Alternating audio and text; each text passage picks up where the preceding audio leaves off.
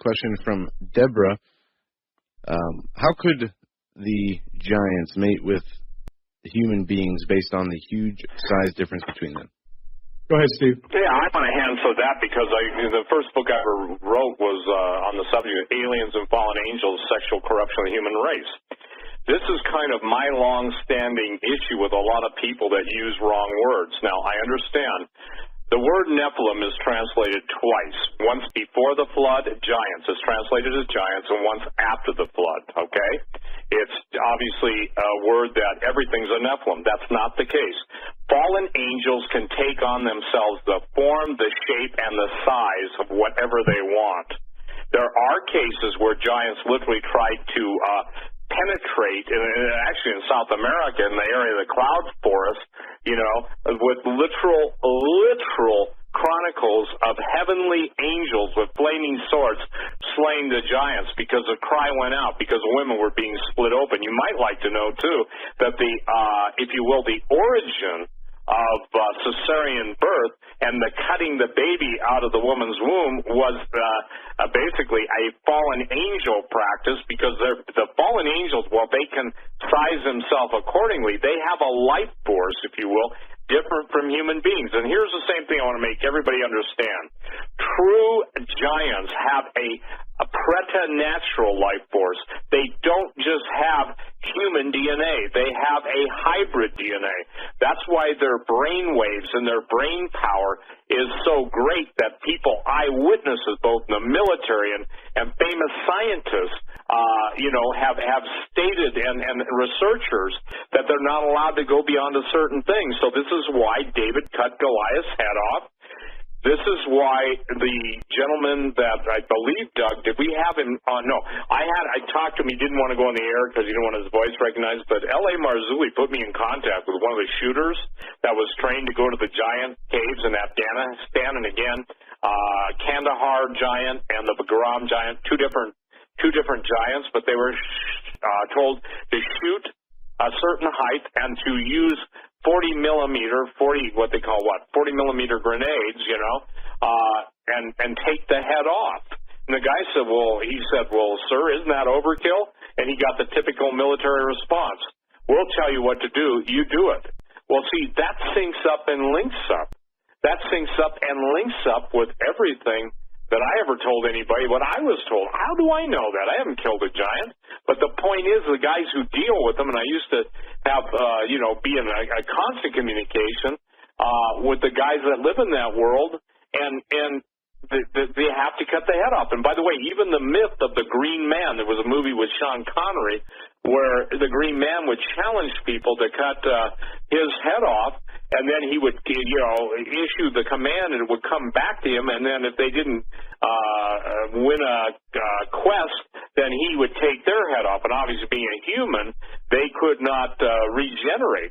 So, what's interesting now? Fast forward, DARPA, Defense Advanced Research Projects Agency. They're trying to figure out how to make basically bulletproof soldiers. How does a salamander grow its tail? You want to talk about stasis? You want to understand stasis, you got to understand the animals that even go into hibernation. They go into a form of stasis. Every single science fiction movie where you're sending somebody to another planet that was done, in a specific decade, everybody goes into chambers where they pump different juices and stuff into their veins, or put them in an aqueous solution or an artificial womb. Look, everything is in stasis. Now in the last week, they're talking about viable DNA being again reinvigorated. You've got Dr. Frankenstein ready to put heads on other people and double-headed mice. Somebody said, well, do you believe there are double-headed rats? I said, yeah. Have you ever seen the typical conversation coming out of a politician in Washington, with a few exceptions? But the point is, the idea is that now all the genetic manipulation, and by the way, there's nothing new under the sun. The Age of Spiritual Machines, written by Kurzweil. If you want an introduction to what these guys see the future as, you can then understand why the Deagle, D-E-A-G-L-E report even is valid. You're watching, ladies and gentlemen, You're now a participant. You're not just sitting and watching as a Twilight Zone, introduction. The Outer Limits introduction. But you're being, if you will, controlled, herded. Everything you think, do, and say is in a program they launched today or yesterday. You remember, Doug, we talked about your TVs. People think they're watching TV, and now they don't realize their TV's watching them. I got to tell you this, the uproar until Samsung, the makers of one of the biggest TV manufacturers in the world, said, hey, anything you're doing in your bedroom, you better cover your television with a sheet or something, So the ancient technology, the questions that are out there, how can they do this? I want to make two statements, and this is a long answer. Fallen angels can assume the size of anything they need to mate with, and I'll leave it at that. The reason why many of the women of Israel turned away from the God of Israel is because they went into the same thing the Roman women went into, Priapus, and I won't even go into great detail on that. But the Bible talks about the women chased after the Egyptian men because the Egyptian men were of proud flesh. In other words, they were known for their manhood, but they were also known in their own literature and in their own myths and legends as the descendants of the gods. There's a reason why the Egyptian pharaohs always, even when they did not have the giant cone heads, always mimicked them by their, what do you call those things, crowns or headpieces, or they were always mimicking the fallen ones. They believed they were the descendants of the gods. So when you start putting all this stuff together, it really, really comes in. Plus, we're talking about stuff now that's in the headlines. If I said to you, Doug Hagman, 20 years ago, would you believe that the headlines of the news would be one of the biggest raves now across the world is human cannibalism, and on the dark web, because it's all over Drudge today about the dark web, and it's all over the internet about people putting out $100 million bounties on president. I mean, they have cannibal restaurants by invitation only. So you've got to understand this. You may find it disgusting. We all do. You may find it revolting. We all do. But the point is there are people embracing it, and they no longer look at you as a meal ticket, in other words, supporting them financially. They're looking at you as a possible meal. Yeah. And people say, you can't say stuff like that. Oh, yes, I can. Yes, I can, because, again, the human genome is being manipulated. Remember the story of baby parts and what is it, Seminex, the artificial flavors and stuff that go into, 250 foods? What do you think that does? When you eat human flesh, it changes your DNA, and it goes into the appetite center of your brain. The same part of your brain that gets you addicted to whatever you're addicted to, that's where that attacks. So guess what?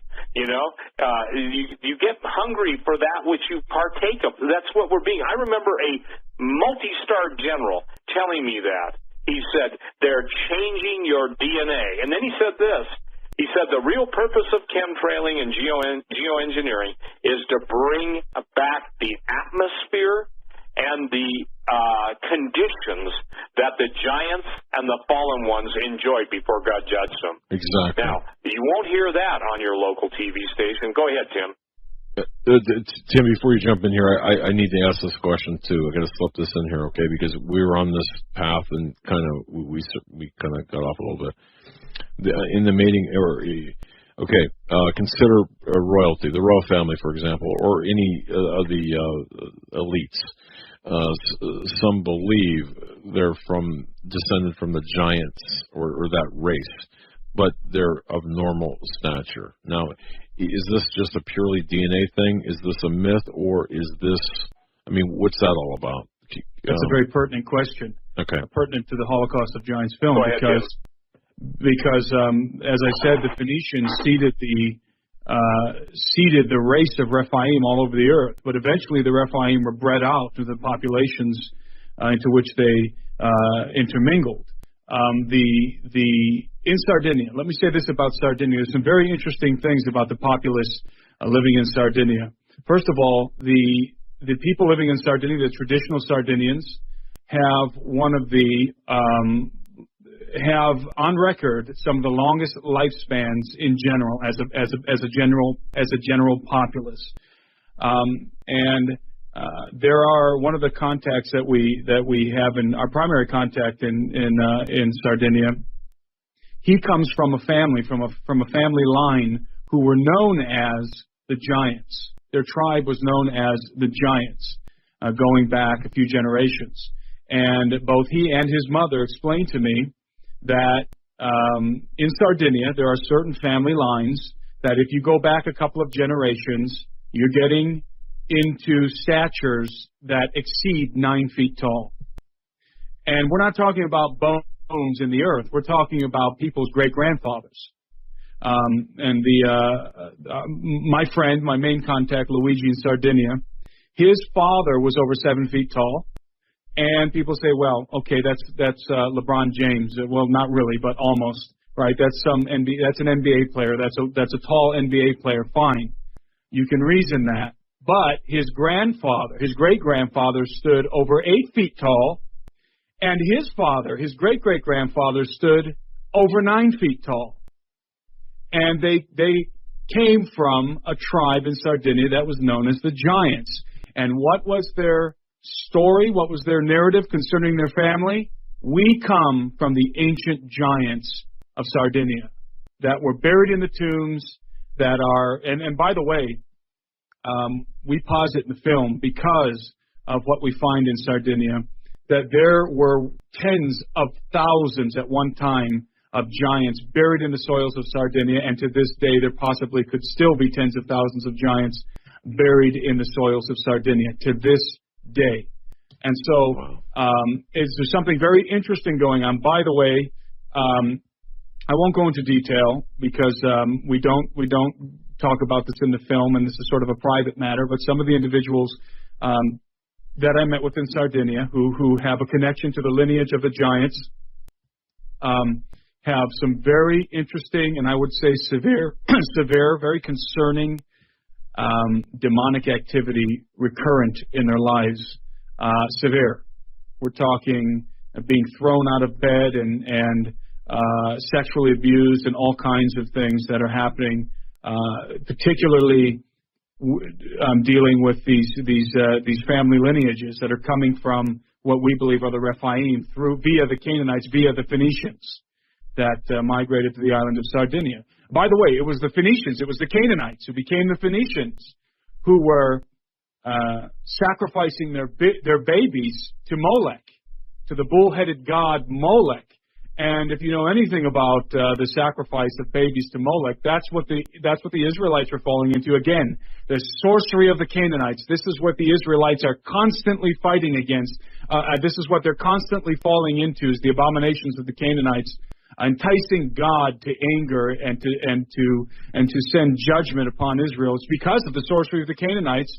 The practice of feeding their babies to Molech is one of the most gruesome things you could possibly imagine. I mean, this was a brazen idol, a life-size brazen idol that was heated up. It had fire in its belly, and they would literally put live babies onto the searing metal of the idol, and then the baby would go down into the furnace of the belly of the idol, and the screams and so forth would come out as if the idol is speaking. And I mean, this came, and I'm saying that so that you understand how gruesome this was. That came from the Rephaim.